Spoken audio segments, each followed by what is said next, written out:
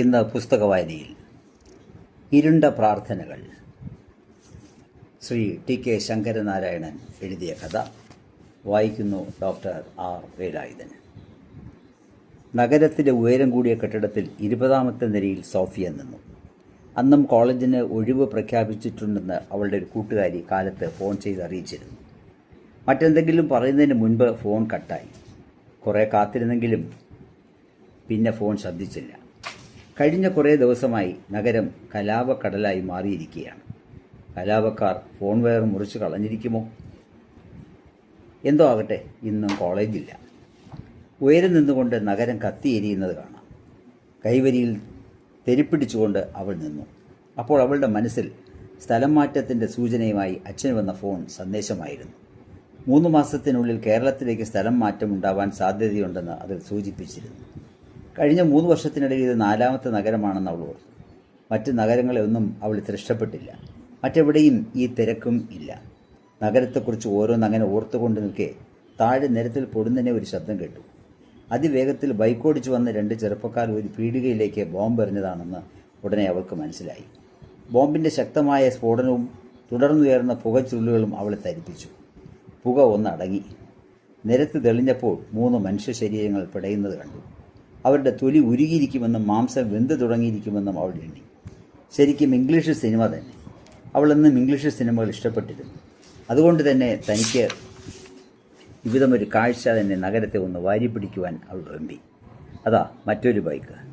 അതിൻ്റെ ഇരമ്പൽ കേട്ട് ഒരു നൊടി അവൾ തുള്ളിപ്പോയി. ആകാംക്ഷയോടെ കൺതാഴ്ത്തിയെങ്കിലും നിരാശപതിയായി അവൾ. ഇത്തവണ ബോംബ് പൊട്ടിയില്ല. പിന്നെയും കുറേ നേരം അങ്ങനെ നിന്നു. ഒന്നും കണ്ടില്ല, കേട്ടില്ല. ഒരു വേള ഇന്നിനി സ്ഫോടനങ്ങളൊന്നും ഇല്ലായിരിക്കും. തെല്ലമർഷത്തോടെ അവൾ ഫ്ലാറ്റിനുള്ളിലേക്ക് മടങ്ങി. അല്പനേരം മെത്തയിൽ കിടന്നപ്പോൾ മടുപ്പ് തോന്നി. വീട്ടിലാരും ഉണ്ടായിരുന്നില്ല.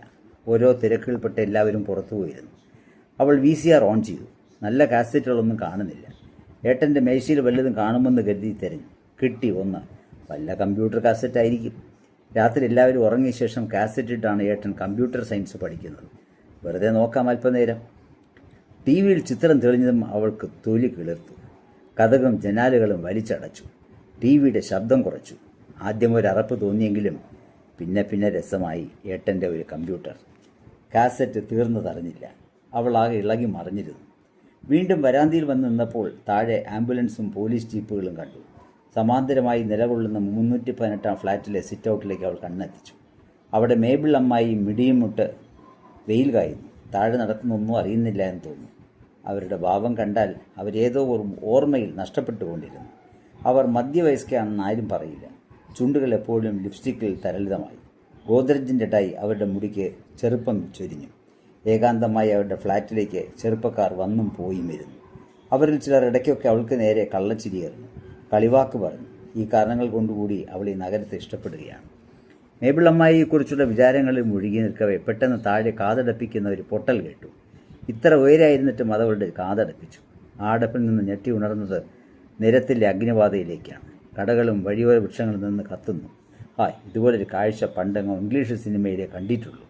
അതിൻ്റെ സുഖം കുറേ കാലം മനസ്സിൽ കൊണ്ട് നടന്നിരുന്നു. പിന്നെ എപ്പോഴത് പോയി. ഇപ്പോഴിതാ നേരിൽ. അതും ഇത്ര തനിമയോടെ. പെട്ടെന്ന് ട്രക്കുകൾ ഇരമ്പി വരുന്നതും വെടിപൊട്ടുന്നതും കേട്ടു. തുരുതുരാ വെടിവെച്ച് കേൾക്കാൻ എന്ത് രസമാണ്. അവൾ കൈവരിയിൽ മുറുകെ പിടിച്ചു. തുള്ളിച്ചാടി. എപ്പോഴും ബോംബ് സ്ഫോടനങ്ങൾ, പുകച്ചുരുളുകൾ, മനുഷ്യമാംസത്തിൻ്റെ കരിഞ്ഞ മണം, ട്രക്കുകളുടെ ഇരമ്പലുകൾ, വെടിവെച്ചകൾ, ദീനരോധനങ്ങൾ, പരക്കം പാച്ചിലുകൾ. അവർ യേശുവിന് മുന്നിൽ മുട്ടുകുത്തിയിരുന്ന് പ്രാർത്ഥിച്ചു. കമ്പനി അച്ഛനെ എങ്ങോട്ടും സ്ഥലം മാറ്റാതിരിക്കണേ. ഈ കഥ ഇവിടെ അവസാനിക്കുന്നു.